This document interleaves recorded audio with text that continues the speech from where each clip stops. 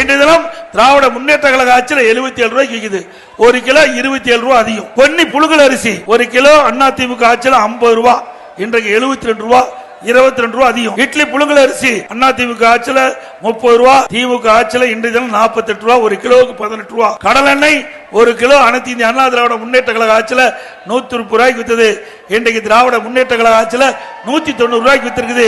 ஒரு லிட்டருக்கு 60 ரூபாய் அதிகம். நல்லெண்ணெய் 250 ரூபாய் அதிமுக ஆட்சி, திமுக ஆட்சியில 400 விலை உயர்வு. துவரம்பருப்பு ஒரு கிலோ 74, திமுக ஆட்சியில 130, ஒரு கிலோ 56 ரூபாய் அதிகம். உளுத்தம் பருப்பு ஒரு கிலோ 79, திமுக ஆட்சியில 120, ஒரு கிலோ 41. இவ்வளவு விலை உயர்ந்தா எப்படி மக்கள் வாழ முடியும்? இன்றைக்கு வருமானம் குறைஞ்சு போச்சு, செலவு அதிகரிச்சு போச்சு, விலைவாசி உயர்ந்து போச்சு. மக்கள் துன்பத்திலே வேதனையில இருக்கின்ற நிலை திமுக ஆட்சியில பார்க்கப்படுகிறது. இதையெல்லாம் அனைத்து இந்திய அண்ணா திராவிட முன்னேற்ற கழக ஆட்சி வருகின்ற பொழுது விலை கட்டுப்பாடோடு மக்களுக்கு தேவையான அளவிற்கு விலைவாசி குறைக்கப்படும் என்ற செய்தி நேரத்தில் தெரிவிக்கிறேன்.